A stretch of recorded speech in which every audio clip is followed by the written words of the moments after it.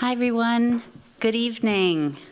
My name is Sarah Rafson. I'm the Associate Director of Public Programs here at the Graduate School of Design.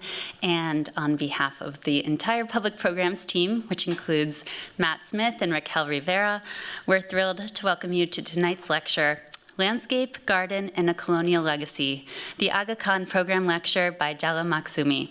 And I know my colleagues at the Prince Al-Walid bin Talal Islamic Studies program can probably join me in saying how much we've long awaited this tonight's event. So thank you, Jala, for being here after our original date in October. It's lovely to see so many of you here with us in the theater, and welcome to those of you joining online as well. To that end, I'd like to point out that we have live captioning available for both those of you in the audience here and at home. There are instructions here on screen, and if you have any questions, our colleagues in the AV booth here can help you, or you can write to them in the chat. And I'd like to take a moment to look ahead with you and to point out the next two events in our public program series. Drawing from over 2 decades of architectural work in his Seoul-based firm, Mass Studies, this Thursday, March 13th, in this theater, Min-Suk Cho will discuss the uneven spatial and temporal conditions that define architecture in contemporary South Korea. Then, on Tuesday, March 25th, Maurice Cox, the Emma Bloomberg Professor in Residence of Urban Planning and Design here at the GSD, and the former mayor of Chicago, Lori Lightfoot, will discuss what happens when designers share the power of design with marginalized and disenfranchised communities and begin to reverse decades of disenfranchisement to reactivate neighborhood cores on the south and west sides of Chicago. You can RSVP, view the live streams, and learn more about these events and many more on the GSD's website. And now, please join me in welcoming Gary Hilderbrand, Chair of the Department of Landscape Architecture, who will introduce tonight's event. Thank you.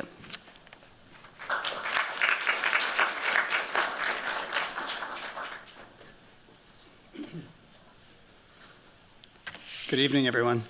Sarah's really hard to follow because she says everything with a brilliant smile. I have to practice that. Welcome, everyone, and thank you for being here this evening. It's a really nice evening outside, but it'll be even nicer in here. I'm Gary Hilderbrand, the Peter Lewis Hornbeck Professor in Practice of Landscape Architecture, and it's also my great honor to chair the Department of Landscape Architecture in this, its 125th year. I want to thank Sarah, Raquel, and Matt. Somehow, these events are always flawless because they are so good. Tonight's lecture is made possible by the Aga Khan program here at GSD, which is dedicated to studying Islamic art, architecture, urbanism, landscape architecture, and conservation. We're also grateful to our colleagues tonight. Thanks for being here. From the Prince Al-Walid bin Talal Islamic Studies program at Harvard. They've co-sponsored this event and helped make Jala's visit possible, and she's been here a whole week, and it's so generous of you, Jala, for all the contributions you made on this trip. I've asked Gareth Doherty, Associate Professor of Landscape Architecture, as Sarah mentioned, to give the full introduction to his great friend, Jala. But I do wish to publicly thank Jala for her intervention in last week's conference, African Landscape Architectures, in the plural. During her talk on Friday morning, Jala was explaining that in Arabic, the term for landscape refers to primarily natural scenery. That's not exactly what we do. So she's tackled this problem. She also said the landscape is not solely the domain of the landscape architect. That is also true. We know that with great certainty. What really stuck with me is that she said, without notes, with great confidence, that landscape architecture is generally a way of beholding people, beholding places, apprehending what's before us, what's in our line of sight, I won't forget this, and I will use it. I also want to say that by speaking in classes on Zoom for the past few years here, in Gareth's classes, in Karen Janoski's professional practice class, Jala has achieved celebrity status for us because of her passion, her advocacy for women, and for the field in Arabic cultures, and for the clarity and impact of her voice in the world. You'll know what I mean if you already don't in just a few minutes. Finally, Gareth Doherty, Associate Professor in the department and affiliate faculty in African and African American Studies. We're grateful to him for his leadership of last week's Africa event and for introducing tonight's speaker. Please come up.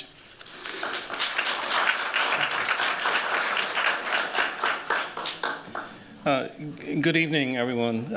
In addition to being an Associate Professor of Landscape Architecture and affiliate of the Department of African and African American Studies, I have the pleasure of serving on the steering committee of the Al-Walid Islamic Studies program.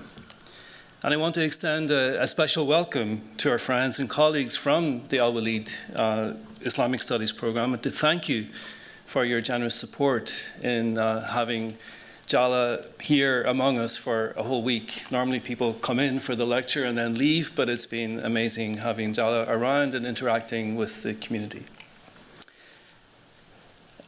The event is part of the Al-Walid program's special series on climate change in Muslim societies. And in particular, I want to thank Professor David Roxburgh, Professor Khalid El-Ruhaib, Dr. Hari Bastarmajan, and Mariam Kazmi, as well as our amazing GSD communications team. So I'm really honored to have the role of introducing one of the landscape architects that I admire most in the world. Jala Makhzoumi has practiced landscape architecture in many forms in a part of the world where there mostly isn't even a word for landscape.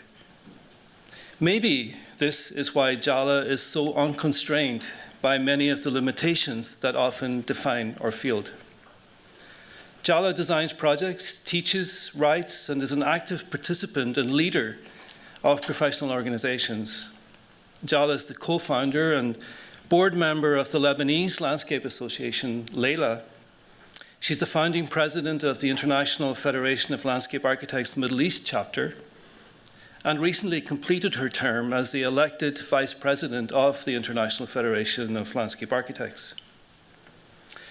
Jala first studied architecture at the University of Baghdad, then pursued her master's in environmental design at Yale, taught architecture and landscape architecture at the University of Technology in Baghdad for 15 years before earning her PhD in landscape architecture at the University of Sheffield.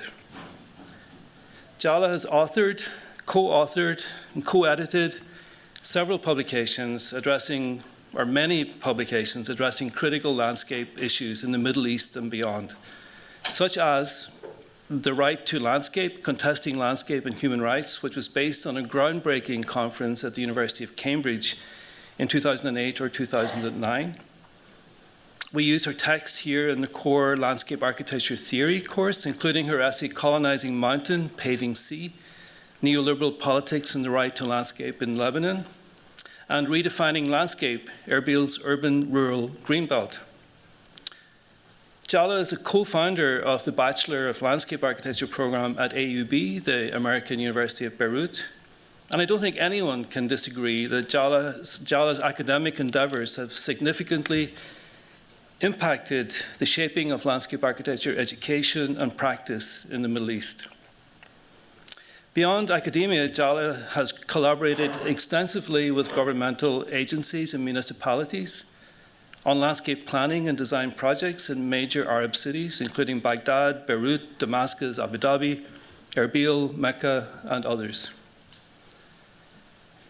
Jala is recipient of numerous prestigious awards, including the Lifetime Achievement Award from the European Council of Landscape Architecture Schools, ECLAS, the Tamayuz Award for Excellence in Architecture, and the Jellicoe Award from IFLA, which is the highest honor the International Federation of Landscape Architects can bestow on a landscape architect.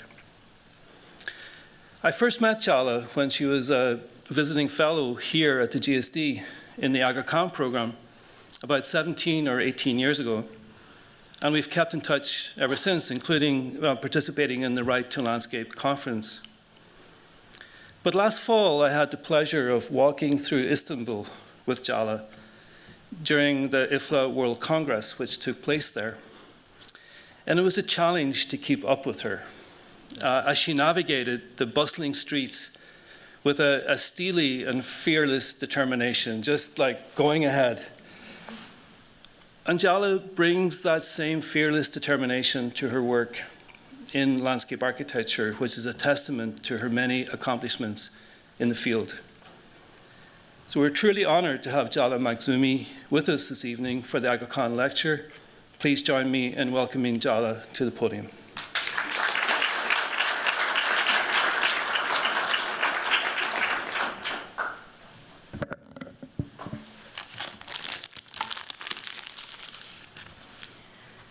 Thank you all.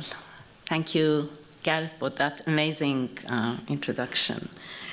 And thank you, Gary, as well, for the kind words you said.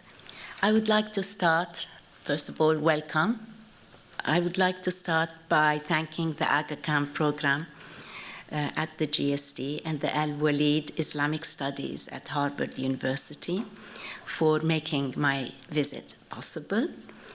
And also to Gary Hilderbrand for so graciously rescheduling my talk from last October. And to Gareth, who continues to support academics and professionals in regions where landscape architecture is struggling to make a presence. To Sarah Rafson and Raquel Rivera for taking such good care of logistics and being so patient. I'll start my talk today with a little story. When I joined the American University of Beirut in 2001, they had just launched the landscape architecture program.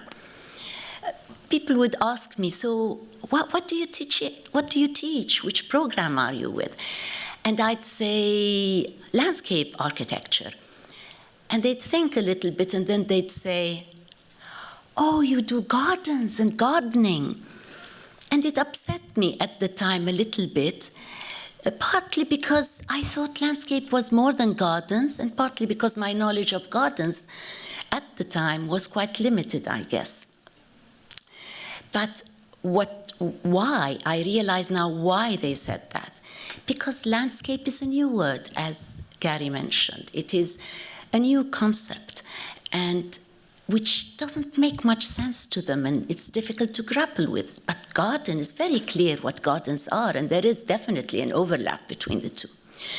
So today I will talk about two conceptions of landscape. It is a life journey, really, of looking into the understanding the meaning of landscape. The first one is borrowed, and the other one is meaningful and rooted in the culture. So I will start with gardens, looking at gardens. Gardens have many meanings. In their book, The Meaning of Garden, Frances and Hester speak of garden as an idea, namely a representation of what society believes that nature should be and look like. Garden is also a place, a physical setting of trees and components within a specific space. Garden is also, one meaning is faith, a spiritual meaning of garden. And garden is a reflection of power. Garden is also an act of resistance, of defiance. And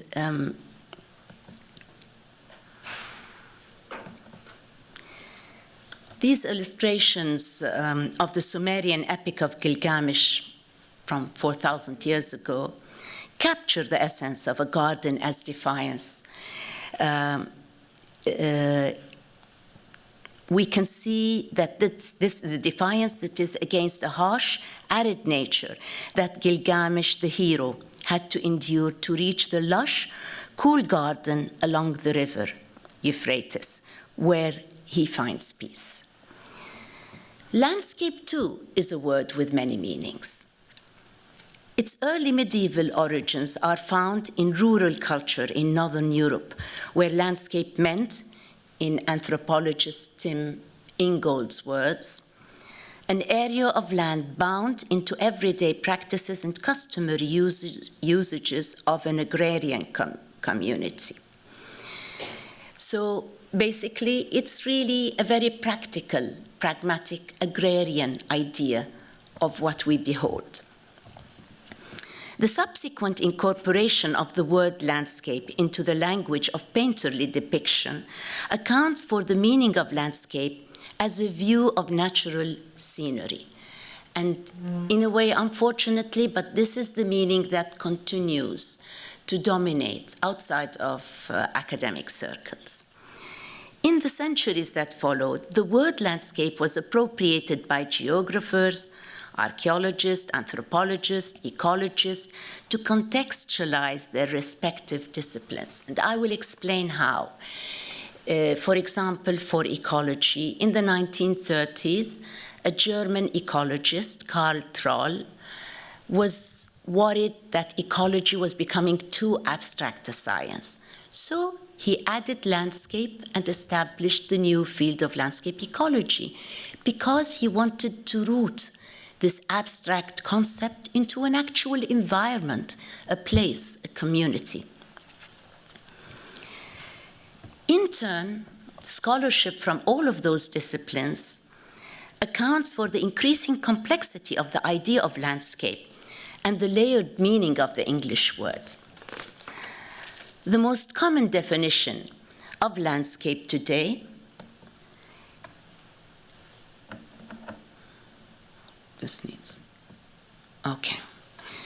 So the most common definition is that of the European Landscape Convention, which is the first time that landscape is used on a continental scale. And I read, an area, landscape is an area as perceived by people whose character is the result of action and interaction of natural and or human factors. The key word here is perceived, which I have highlighted in bold, which places people at the center to imply a rootedness, because when you perceive it, it depends on where you are and who you are. So this rootedness is important. Landscape architecture benefits as well from the layered meaning of the English word, to expand landscape and to embrace at one tangible physicality, the upper part of the diagram, meaning habitat, people, plants, animals, embracing environment, ecosystem, built and open spaces, and landscapes' intangible dimensions or meanings, which is the lower part of the diagram, which means people, their memories, identities, ethics, rights, the political also dimension of landscape. Of course, natural and cultural processes shape those landscapes. So, considering the checkered history of landscape, the layered meaning of the English word, the absence of a word for landscape in Arabic is understandable. This is not a reflection on Arabic language, which is a very rich language and has succeeded in finding words for technologies of the 20th, 21st century. The same problem exists in Farsi and in Turkish, and I'm sure in other languages as well. And while the absence of a word is understandable, as I explained, what is problematic is the Arabic translation, which Gary referred to, because it draws on the painterly tradition of 17th and 18th century English landscape park. Indeed, Arabic translation of landscape is manzar tabi'i, natural scenery. And you can see I've put in the Cambridge English Arabic Dictionary and an Arabic dictionary, and if you read the caption for whether the general, it's a drawing of a view, and the specific professional, landscape architecture, is an organizing, putting elements together to create a beautiful scene, So the beautiful is, again, a bit problematic. So in this definition, not only has the original agrarian, earthbound meaning of landscape been lost, but it has been replaced with an outdated meaning that implies a distant, contemplative and panoramic view that is human-centered and domineering of nature.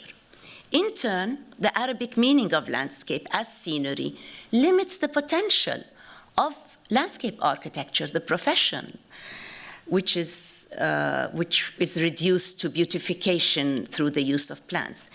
Equally problematic is continuing attempts to translate landscape. They are problematic because they naturalize landscape, accepting that landscape is a universal idea and concept. In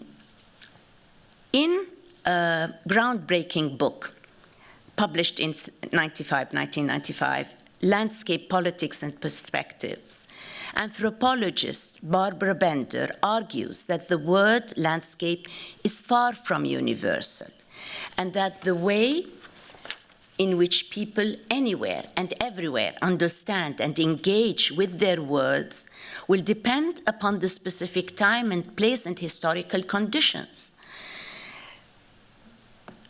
Bender continues by alerting us that words define experience. Experience takes its meaning from time and place. We need to know how their meanings have been constructed and used so we can begin to democratize them. To search for these experiences that Barbara Bender talks about, I will draw on two field studies from southern Lebanon. But first, I would like to attempt to explain how and why we ended up with the Eurocentric understanding and an outdated Arabic translation, what I call the colonial legacy. Located at the meeting point of three continents, what is known as the Middle East, the name too is a colonial legacy because it's middle in relation to the colonial forces as opposed to the Far East. So this Middle East is the land of ancient civilization, what was also known as the Fertile Crescent, a place of ongoing cultural exchange, ethnic and religious coexistence. Land features are as diverse as people, with mountains, rivers, coastal plains, and deserts. People and environment co-evolved. This is quite, okay. To create the exceptional landscapes you see in this slide. For example, oasis in Liwa, date palm groves on both sides of the Euphrates River, terraced mountains in Lebanon, and the palm tree orchard itself, a system unto its own, almost a natural cultural ecosystem.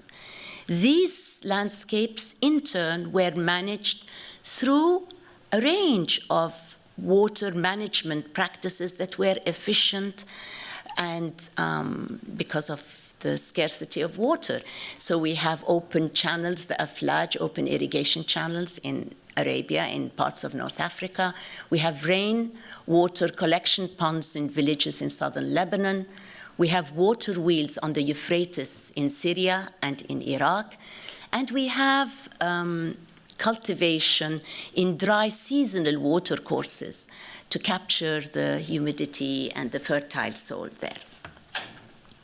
Following the First World War, victorious British and French armies occupied the Middle East. That was part of the Ottoman Empire. The French and British divided conquered lands into nation-states, a solution that evolved in Europe to secure independence from church and monarch. The relative homogeneity in Europe, which is implicit to the idea of a nation-state, one nation, was not the case of the Middle East. So, in a way, people with different ethnic or religious identities were lumped into a nation state whose borders didn't make much sense. Lebanese architect and political satirist Karl Sharrow, his take on the Middle East, and believe me, it's as complicated as the lions show.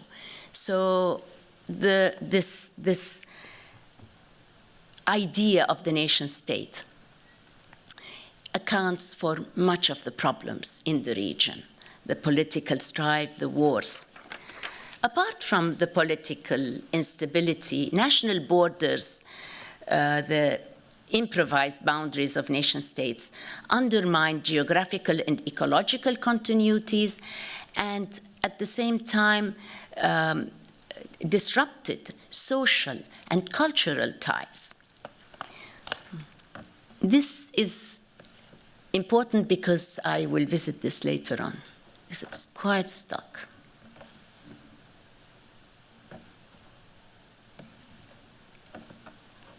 Karl Sharrow wants to stay.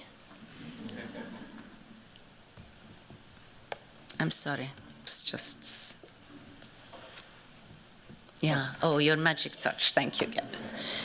So here I've put two maps. So just to show what was there before the nation state.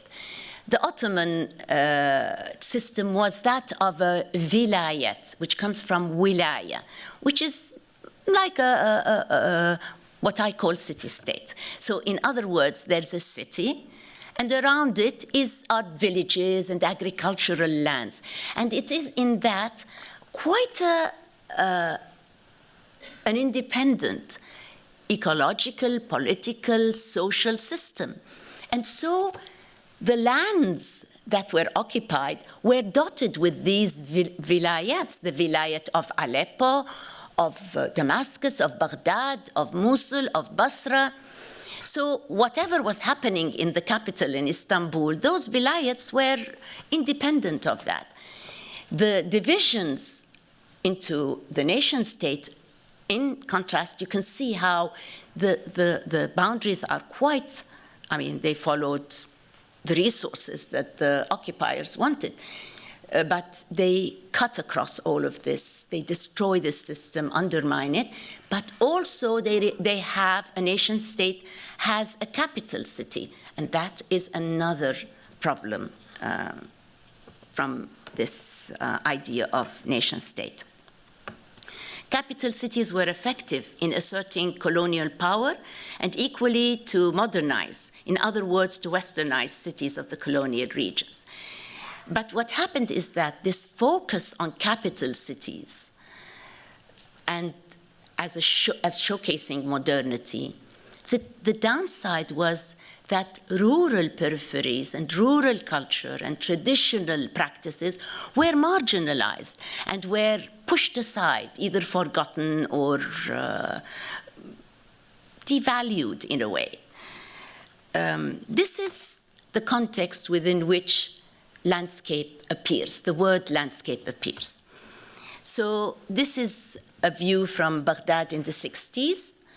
And what happened is that straight streets cut through the tightly knit fabric, replacing inward-looking courtyard buildings with freestanding ones, surrounded by open spaces that had to be landscapes. There were also streets, and so now we had spaces and we had to deal with them and design them. And you can see the prominence of roundabouts. If anybody has been to the Middle East, you'll know how important roundabouts are. They have sculptures. In this case, it's okay because it's a beautiful structure designed by Rafat Chaderchi. But in general, you know, you have flowers and fountains and nobody really crosses there. And Al-Umma Park, which is the first public park in Iraq. So what happened is that the historical reference to inspire landscape for the newly formed spaces around buildings, rather than like the word landscape, was borrowed or imposed because the word was new. Those streets and roundabouts were new. Okay, so where do we get solutions? So they look to the West to get solutions. The result is that landscapes were poor replicas of Western city parks with lawns, hedges, and flower beds that struggled to survive in the heat and failed to temper the arid climate.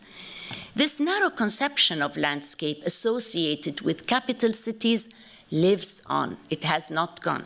And I wanted to draw on my experience to explain just how it works. Between 2009 and 2012, I was part of the Khatib and Alami team preparing the Damascus 2030 master plan.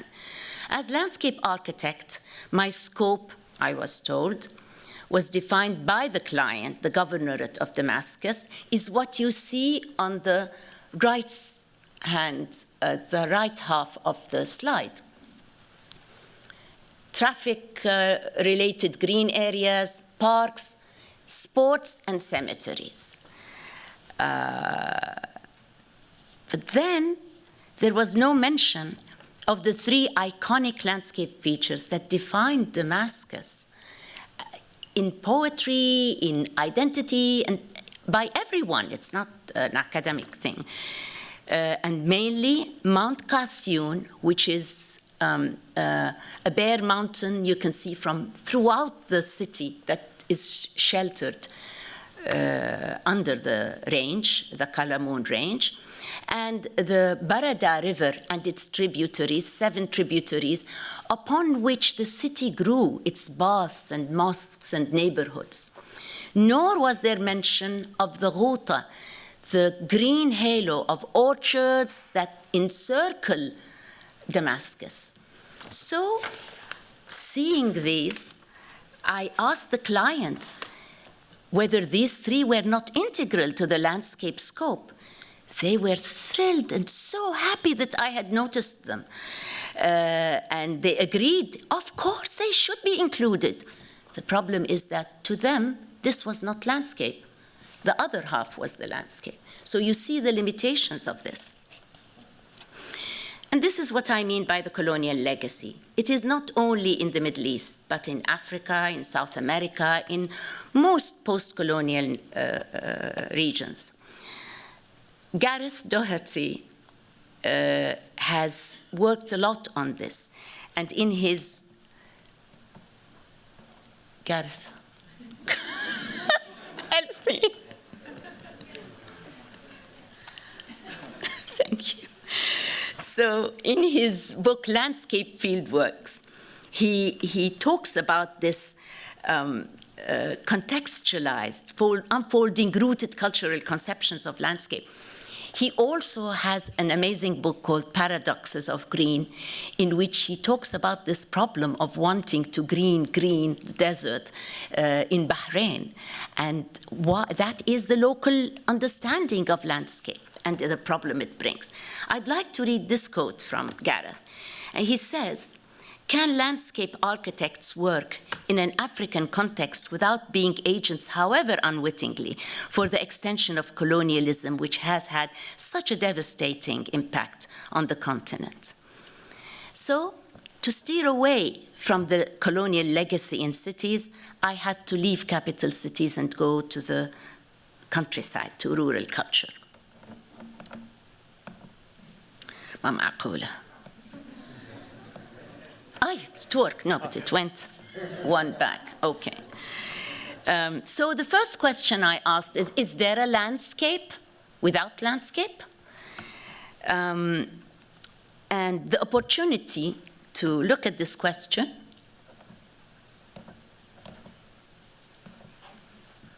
please. Okay. Oh, thank you. Okay. Shall I hold it in my hand and click it? Okay. Yes.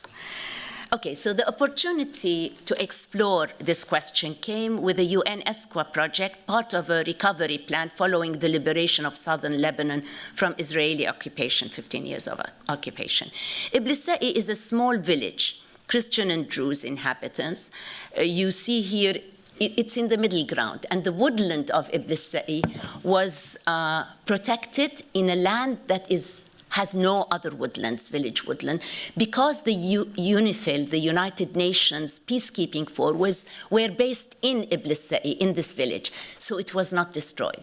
So the UNIFIL wanted to give something back to the community, and they said, we'd like to let's develop this woodland into something like a playground or something, to them, something for recreation.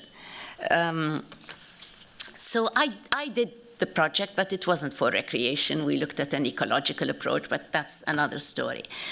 So what happened is that 2 years later, having familiarized myself with the landscape and having established good ties with the community, I returned and conducted in-depth, semi-structured interviews in Arabic to find out what landscape is, without using the word landscape. What did I do? I knew the landscape, so I referred to features of the landscape. The woodland, the spring, olive orchards, and memorial gardens. Memorial gardens were established by the United Nations peacekeeping force to commemorate those lost in the fighting. So I asked, which of these do you favor, which do you visit, and which are representative of your village? And what emerged was a complex conception of the village landscape with 3 overlapping themes: functional, environmental, spatial, and landscape as heritage and identity. Functionally, usefulness, as you all know, in agrarian society, usefulness is important. They're practical people. So whatever is beneficial is valued. So even aesthetic appreciation is part of this usefulness.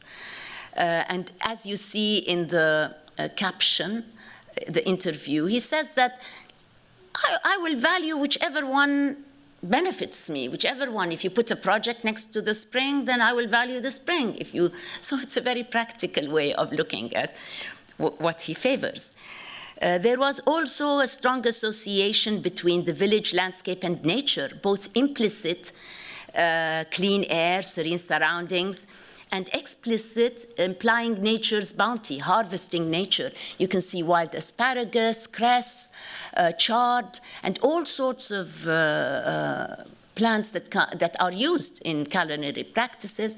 And you can see the caption of a young girl that talks about how she follows her mother and who tells her which ones are edible, which ones are not, and how to collect them.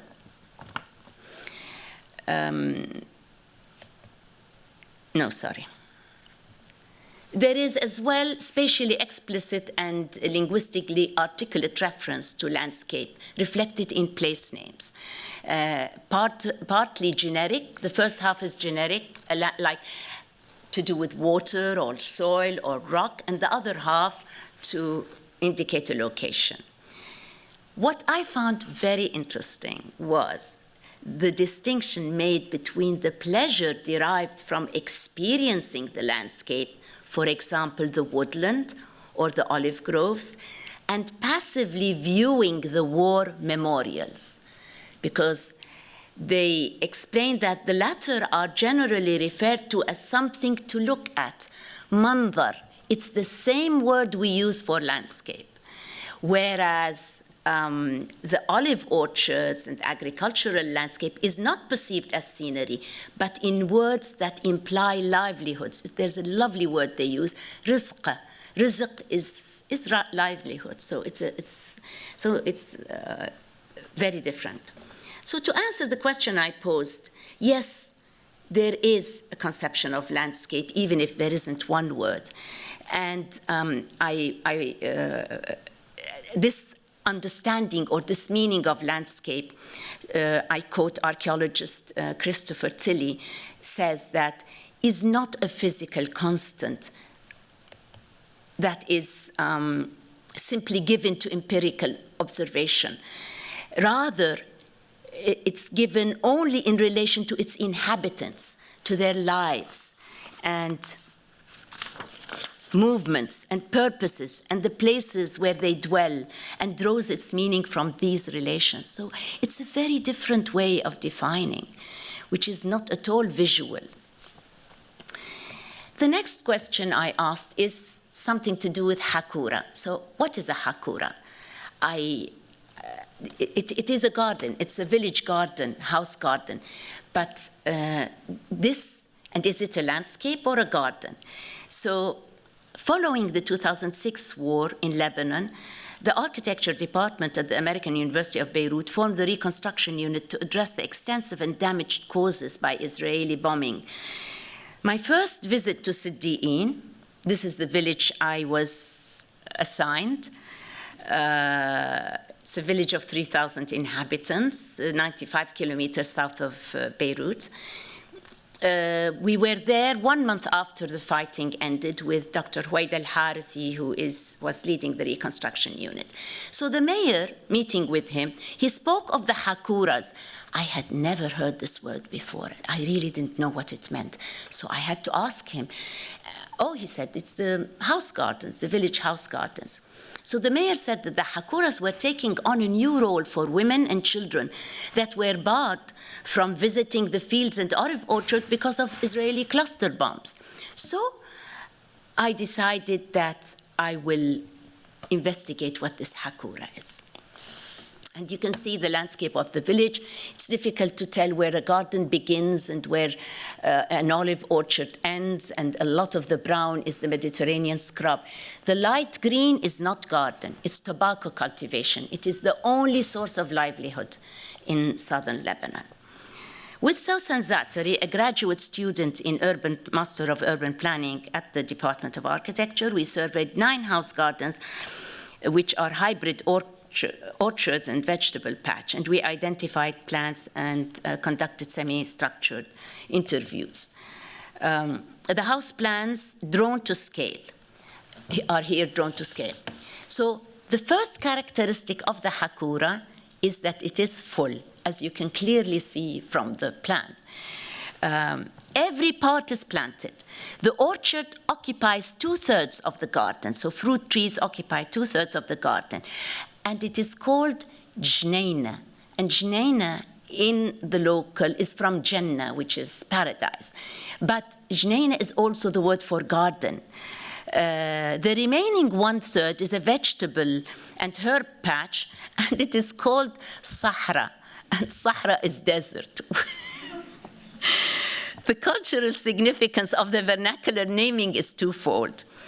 On the one hand, it reaffirms that an orchard is a garden, or rather a garden has to be an orchard. And the other acknowledges that nothing but fruit trees constitutes a garden. Vegetables and herbs do not count. So this was a very strong message. And this is one of the gardens, which you can see has the grapevine trellis, the date palm trees, and citrus fruits. This brings us to the second characteristic of the hakura, mainly that productive trees are favored. It's a productive landscape. In Echoes of Eden, historian Stordalen confirms that in biblical sources, garden is used synonymously with vineyard and olive orchard, and that the preference for fruit trees was economically justified because gardens provided a safe source of income because their production was less at risk from natural conditions and or wars or whatever. So the third characteristic of this is the second. The third is planting diversity. The diverse choice of trees is not incidental, but planned. The house owners, when they're showing us the gardens, they boasted that we have one of each kind of tree. So it was really something important. And you see this concept of planting diversity in the Quran and in the Bible, where God planted every tree that is pleasant to the sight and good for food, the productivity. And from the Quran, does any of you wish that he should have a garden with date palms and vines, just like the garden we saw, streams flowing underneath, and all kinds of fruit? Cross-referencing the tree species in Siddiin we found in this study, with those mentioned in the Bible and the Quran, plants of the Bible and the Quran, is revealing. Siddiin had 7 of the 12 fruit trees mentioned in the Bible and the Quran. And they are vine, fig, date, pomegranate, carob, walnut, pistachio, almond, sycamore, apple, and mulberry. Equally important was the role of the garden as a place, as a medium for transmittal of vernacular gardenings, skills over generation, caring for the land, caring for nature, which appears in the quote that she follows her father everywhere and she learns what to do in the garden. In short, the hakura embodies the meaning of both garden and the larger landscape that is rooted in the act of making land productive, tempering climate, and utilizing scarce water resources. Okay, so how does this affect the practice of landscape architecture? Two ways. One, direct, by comparing the attributes of the hakura and those of a borrowed concept of landscape that is international almost. I realized that I was aligned with the borrowed and not at all with the rooted. It's just, this is the way I was taught in architecture, and it has become so much part of me that I don't think, we don't fill a garden with plants. We empty it to make place for the lawn. And we don't usually use in landscaping productive trees unless it's intentional and it's a community garden, and so on. So this is a very important lesson that I learned. Another lesson that I learned that informed my practice is just how deeply rooted this hakura conception of a productive garden that is full. And I would like to cite very quickly two examples. The first one is from the rehabilitation from Mosul in northern Iraq, and it is a project to rehabilitate the Mosul Cultural Museum post-ISIS, after it was destroyed by ISIS. And it is a project by the World Monument Fund with funding from ALIF in collaboration with the Smithsonian and the Louvre. And as you can see in the image, the artifacts were hammered and broken, and so was the museum structure. And this is now we are in the implementation phase of this project. But the building, the architecture, is also a heritage. It's a heritage of modern architecture in Iraq. It was designed by Mohammed Makiya, one of the pioneers of modern architecture in Iraq. But like all modernist conception, there is nothing but lawn.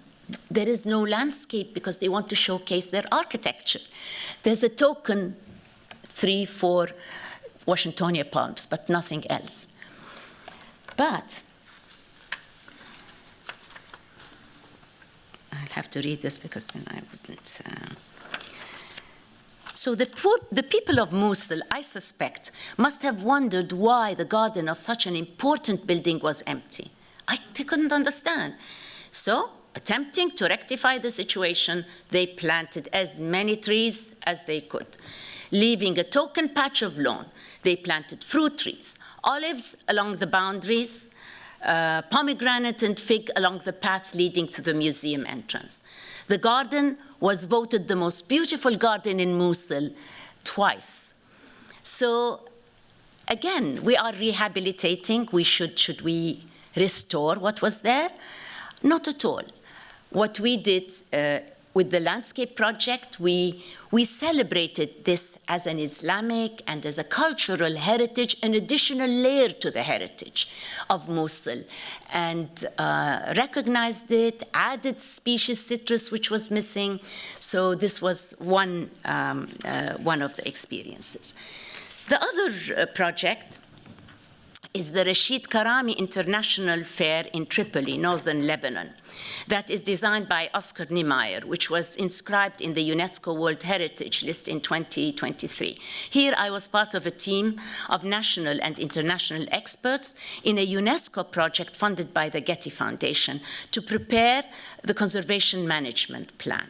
Yet again, the modernist conception, clear in the model next to Oscar Niemeyer's photo in the newspaper, is one where the landscape is a void, a place to admire the beautiful sculptural architecture he proposed, and they are beautiful.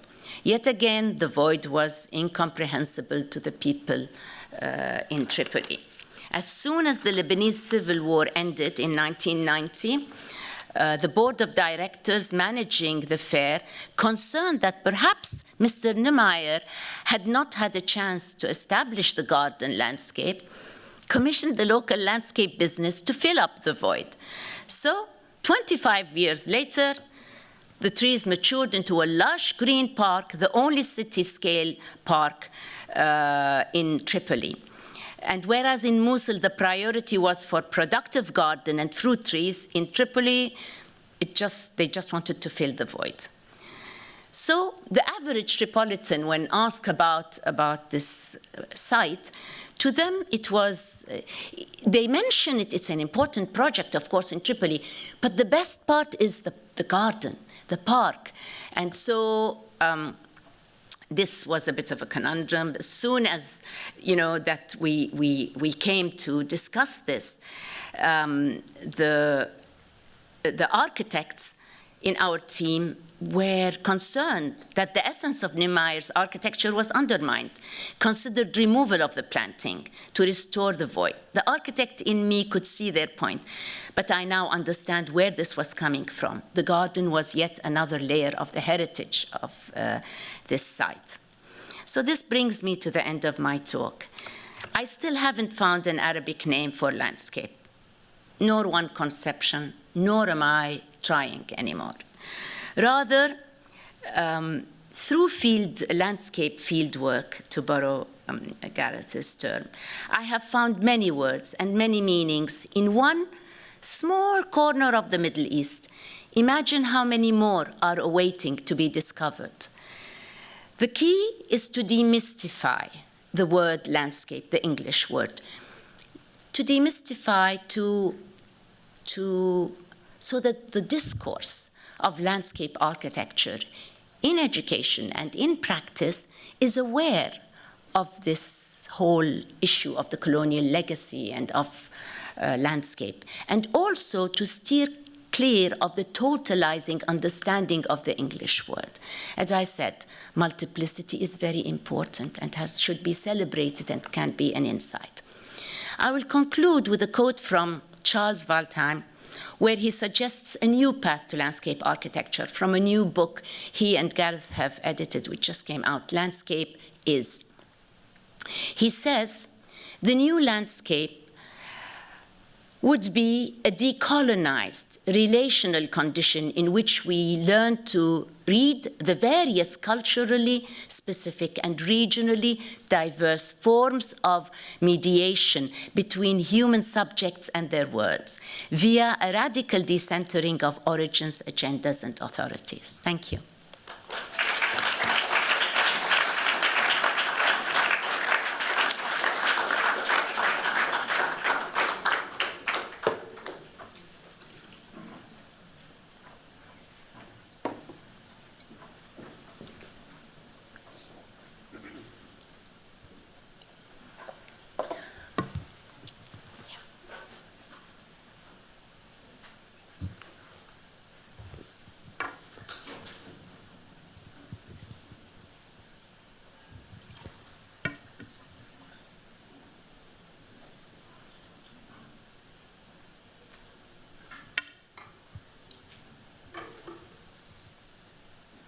Thank you, Jala.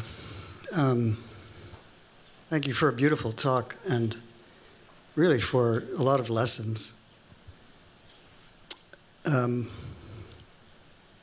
have really problematized through your writings and through your talk tonight the definition of what we do and how we identify.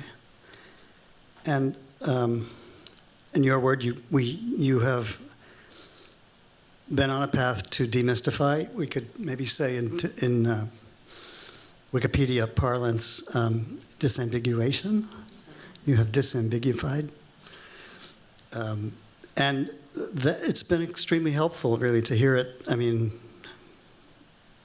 not from your published essays, but from your voice, your beautiful voice. I appreciated the reference to Mark Francis. Wonderful work. And the genuine meaning of landscape that you describe, relating to something that I think is quite important to us here in the department, which is, and in our community, which is that it's practical, it includes work and labor, it is about livelihoods. And, you know, we really teach this in our third semester core studio, that whether we are working at the territorial scale or at the city scale, we are dealing with livelihoods, and our means of climate adaptation affects lots of livelihoods, and we explore that, I think, in a quite good way. And you refer, in the non-colonial way of thinking, a perceived rootedness, which it seems to me very important. And then your invocation of a kind of transect between rooted and borrowed, and your own admission that you entered the field probably with a westernized view. And it made me think of, and I'm old enough to remember the big American firms working in Baghdad. McHarg, Wallace, Robertson, Todd, and the Architects Collaborative, and then the kind of terrible breakup that occurred there, and lots of American capital lost, but lots of negative impact on the scale of that work, the University of Baghdad, for instance. So I want to say that I really appreciate, again, the personal voice, but I want to ask you how, you almost said you have stopped worrying about it or stopped trying to achieve that more rooted identity for landscape architecture among your people, but how has it been heard? Where has it been heard well? Is it, I think you referred to academic culture, or let's say the schools and the universities, but not beyond that?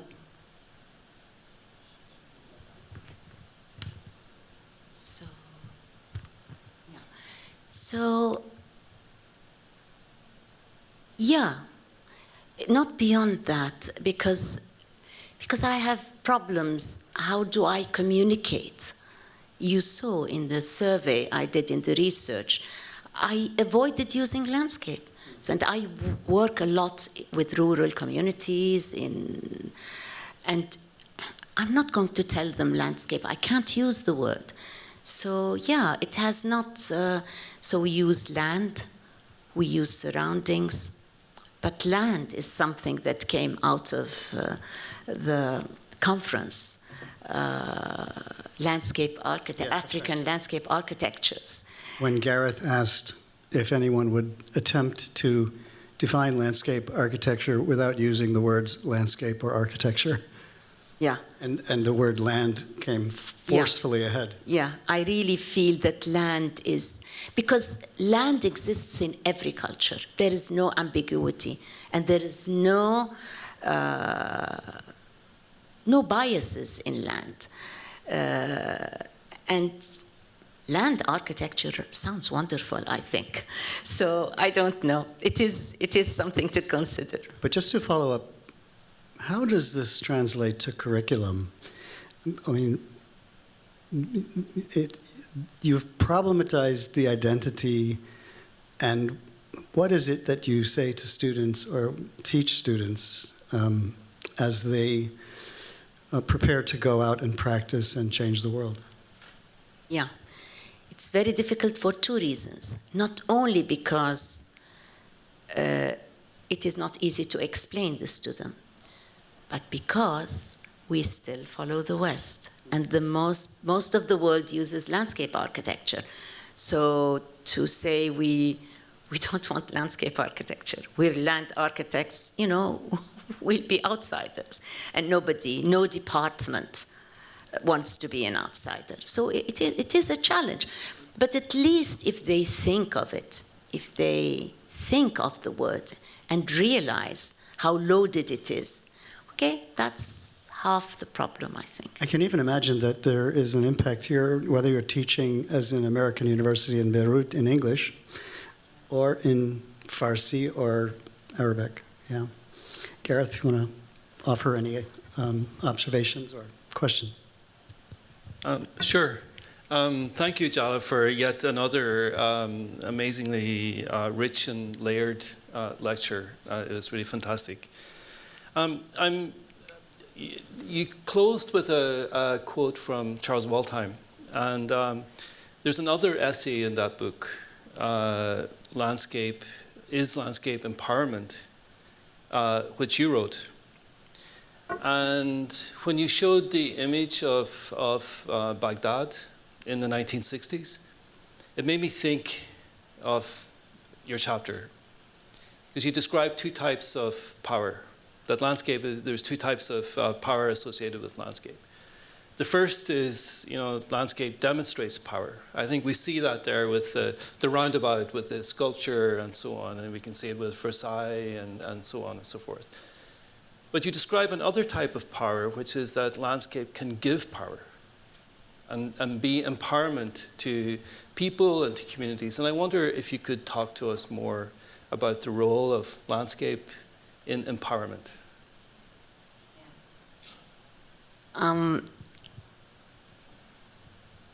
Landscapes take place, as I showed in the diagram, in a tangible context. Land, spaces, homes we live in, fields that are planted, parks, gardens. And there is an intangible associated with these. We have memories, attachments, we value these. When they are taken from us, then we feel that our rights have been undermined, and we will stand up and fight for them. And there are many examples. Gezi Park, the whole issue of Gezi Park is one example. And there are others. I've seen it in Beirut, fighting for al-Hurush and fighting for gentrification of the coast, a place, Daliat al-Rawsha, which was a key where people went to learn. Everybody went to. It was not exclusive, but it was bought illegally during the war, and they wanted to appropriate it.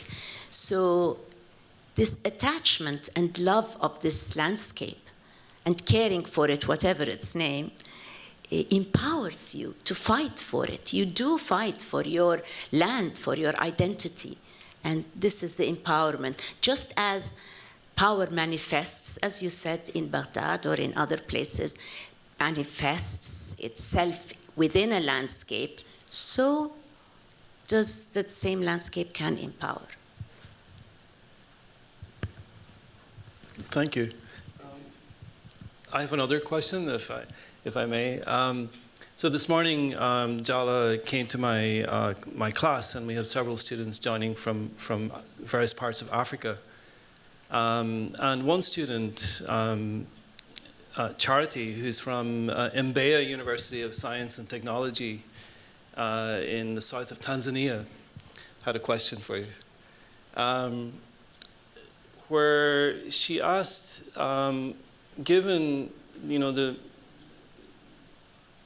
the impacts of climate change in the global south, where do you see the role of the landscape architect or of the profession of landscape architecture engaging with these sort of major issues that the global south is facing, including the Middle East, but also including Africa and other parts of the world?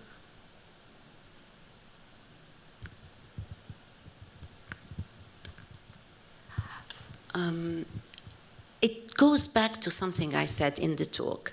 I kept saying landscape is context specific, its landscapes vary from one place to another, and who is doing the perceiving, whose landscape is it? Well, landscapes are context specific, but landscape in turn, maybe because of that, contextualize. So they contextualize whatever the problematic is, and I've applied this to a big range. It will contextualize nature conservation so that it's not top-heavy and imposing on people. Rather, it is community inclusive and led. It can contextualize action towards climate, towards improving strategies that address climate change. And it also contextualizes in another range, it contextualizes post-war recovery. I mean, I keep saying this example because after following the 2006 war in Lebanon, when I said that, yes, our landscape department will also take a studio in the south, the architects especially were laughing. I mean, what are you going to do gardens for them? They've lost their houses. But in the end, it turned out the landscape was very, very valuable. Why? Because we looked beyond destroyed houses, not to reconstruction, but to recovery. How to restore the dignity of the people, how to look at natural spaces and that they use, how to improve their livelihoods through the agricultural fields. They'd rather all live in one house, but have some kind of income.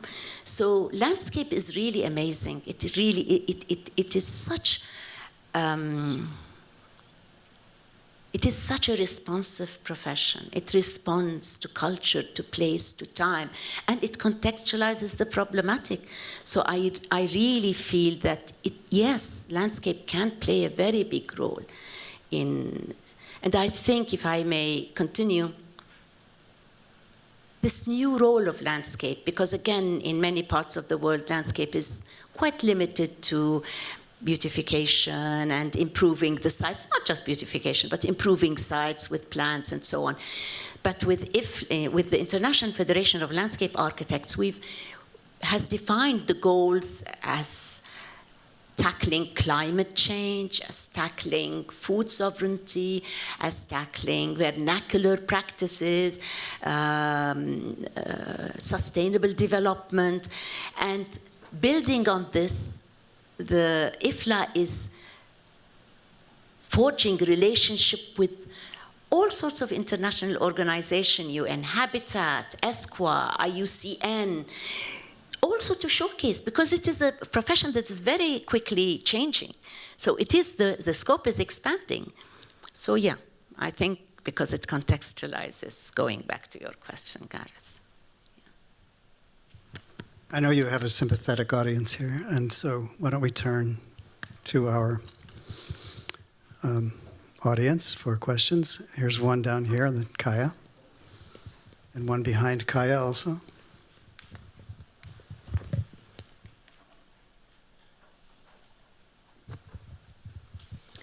Thank you so much for sharing your work with us. That was really lovely. First, a quick comment. You mentioned that these vernacular practices, for example, hakura, are sustainable, and I was just incredibly struck by the plans that you illustrated. I work at Pompeii, and those plans, those are like the 2,000-year-old gardens that I excavate. It's the same plans, it's the same diversity.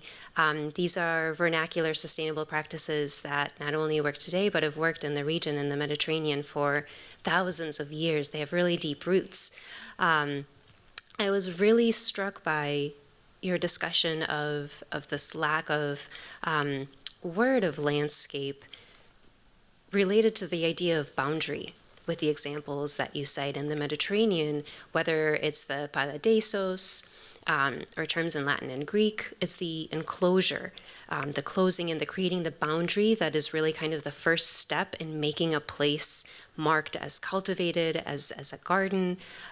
But much of what you show in many ways really reads as breaking boundaries. You're not working with just the cemetery and the football fields. You're breaking the boundary to connect it to the riverways and the mountains. And it seems that in your practice, it's almost like creating networks and connections. And that seems really at odds with kind of the Mediterranean longer history of boundedness and separation.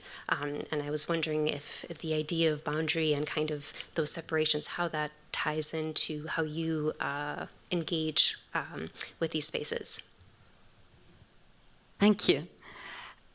Well, thank you very much for your presentation. I enjoyed it and I learned a lot. And for me, I don't know if you can answer this question, I have the idea that there is no connection in faculties with the architect working with the landscape and then the engineer. You know, it's kind of, and we see it here in Boston, you know, all the architects is like a piece of art, and then, you know, they don't consider us, people. I wonder, with your experience, if you have seen it elsewhere, or you have a case that they are connected. Thank you. I'm going to start with this question and then return to yours. I will go back to what I said in the conference, which Gary quoted. I think landscape breaks the boundaries. Maybe I'm biased. But because landscape is a way of beholding, of taking in the world, that is integrative of nature and culture, of people and environment, of present and of the future and the past. So, in a sense, an architect can adopt a landscape approach, and engineers, if they are enlightened, can as well. And it takes me back to the systems question that you were asking. What ecology teaches us, and that, by the way, is the main difference between garden and between landscape. Gardens are bounded. Landscapes flow. Landscapes have no boundaries. They flow across cities, into regions, and all over the world there is one landscape. I mean, the whole global landscape that we name. So if you look at landscape in this way, then it is another way of looking at a problematic that is much more holistic, is the word I would use. But also it is important because the complexity of the global situation, nobody can solve these problems. Not an architect, not a landscape architect, not an environmental scientist. We have to collaborate, an ecologist, all of us. So really, interdisciplinarity is a key. And this is why I don't see the boundaries between. And I love that at the GSD it's wonderful that students there are departments, but the students see each other's work, they learn from each other, and I think that's the healthy way to be. I love when you mentioned the Kaisun. Although I'm a foreigner in Damascus, you know, I have an identity because I walk all over. I saw the Sufi shrines. So it's true, you know, the Barada, the Kaisun, yes. They are part of the identity of the place. Now, another thing, as you notice, my accent, I'm from Spain, and we have our word is arquitectura paisajista, which is mistranslated as landscape. because paisaje means much more than that. It's the region, is what is attached to you, to your soul. And we refer to the orchard in the houses as cármenes, just like that. As what, sorry? Carmen, I see. yeah. So, which comes from an Arabic word, of course, because it's a Spain. Carmen. Carmen. Yeah. Okay. Yes, I don't know. Thank you. Wissam has a question. Thank you very much for your talk tonight. It was astounding. I have a question, maybe concerning the work of like IFLA and organizations that bring landscape architects in the Middle East together. Like your work evidently like brings together like a focus on local conditions, like really ultra hyper local conditions.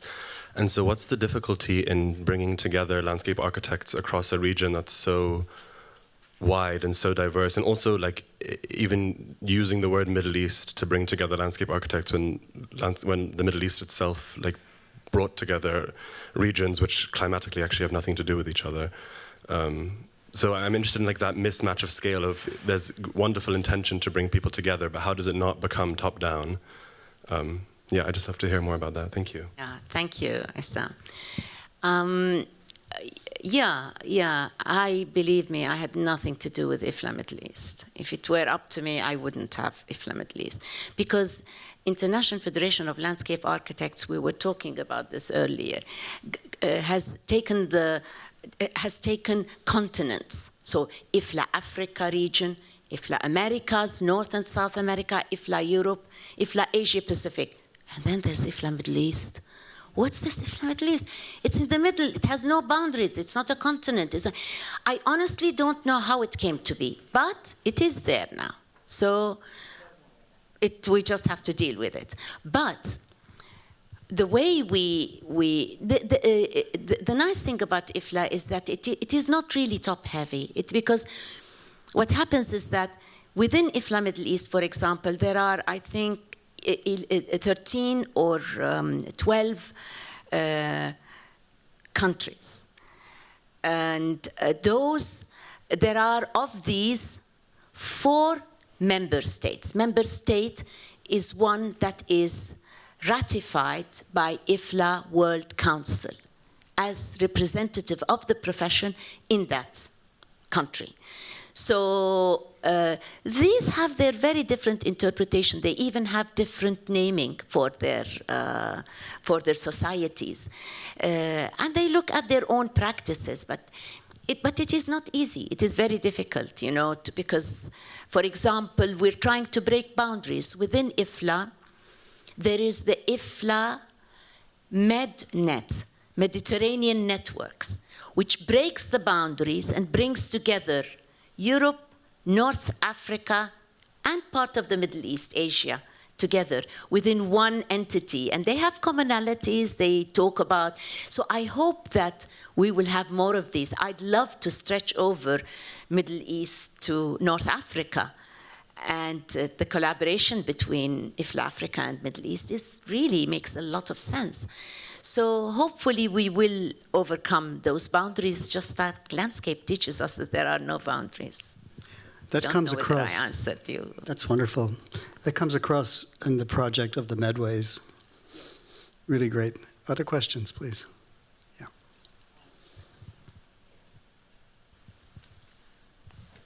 Thank you very much for this beautiful presentation. I really liked the way all of these projects come together, and we can see the essence of prioritizing the land. And I had a question to you. Looking at all of these projects you worked on in this region, and I've noticed that there is a common point where there is post-conflict areas, and you're designing spaces for those zones and working with the communities there. I'd like to understand if there is one major or bigger approach you've seen that is different from the way we approach the landscape in other regions, other areas, when you're working in those areas that are like post-conflict, how does the community react or expect, or what would be the best, like what is the best approach when you're working with these communities? Thank you. Thank you. It is really not a very different approach. It's just respecting people and listening to them. Something that we said a lot in the conference. Listening to them, you know, they've been traumatized and they've lost a lot. But most of all,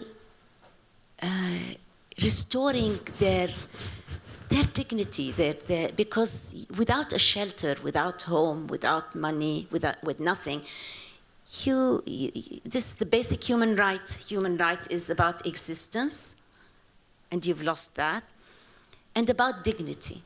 And in war-torn places, you've lost both. So you have to tread very carefully and listen to what they want. One example from the post-2006 war is a good example. The problem, actually, before I talk about the example, the problem is that with post-war reconstruction, money is flowing in. There are donors. The donors want to show what they have donated. They want something tangible. So if you say that I'm going to work on creating skills, it's not good. But if you say something tangible, then yeah, they're very happy. So in one project in the village of El Aili where we worked, the European community wanted to make a donation, and they decided, without talking to the community, that there was no sewage, you know, there were no septic tanks. They had a specific way of dispensing with sewage. That they thought, this is appalling. I mean, we will provide septic tanks. They didn't need septic tanks. Do you know what they did? At first they said, no, we need something else.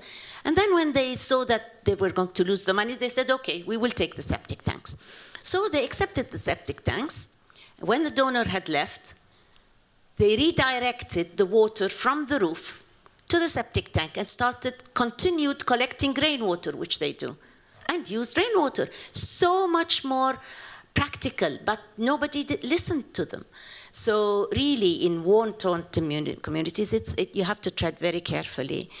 And I think you can learn a lot by listening to them, by lending them, being sympathetic and understanding. I think that is the main reason, and seeing what their needs are and responding to that. We'll take the last question from Russia. Thank you, Jala. It's a pleasure to have you here with us. Maybe a question/observation. So what I realized in Beirut, where I come from, when we talk about the many regions, they are named based on landscape features. So we say Mazra'a for farm, we say Ramlet al-Bayda, white sand for the sand. I can name a lot, Harish for like the pine, Karm al-Zaytun for olive trees. I can go on listing a lot.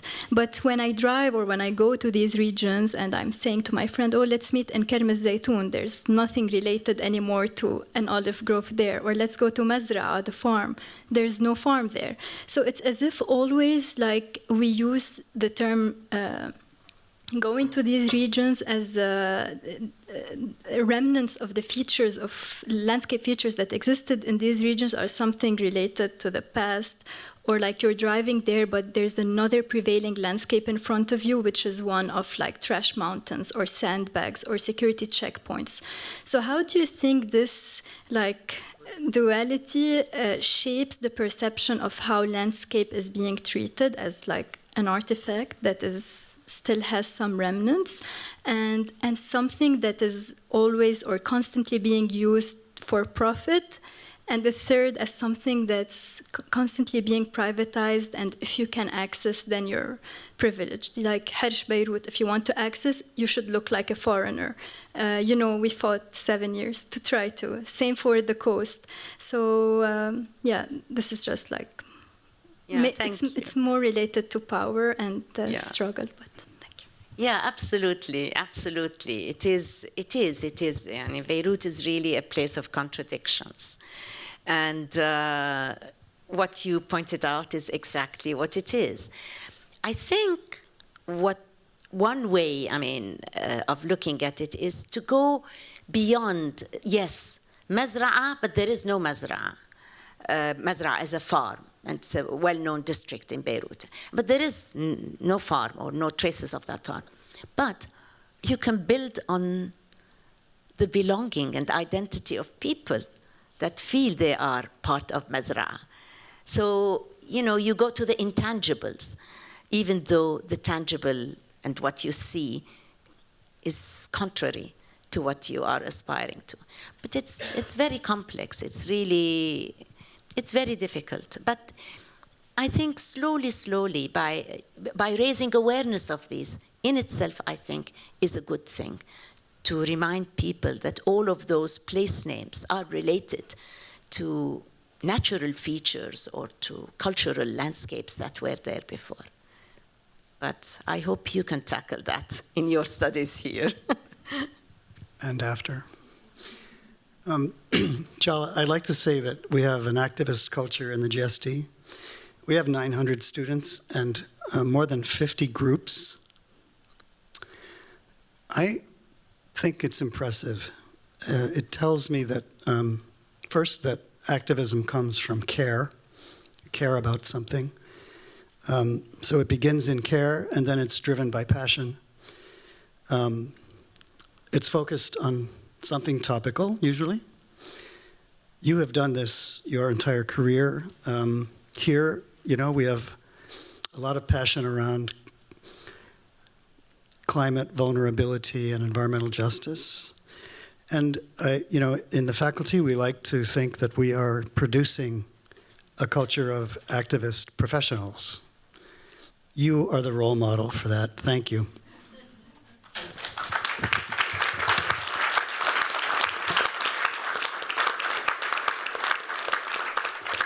Thanks, everyone.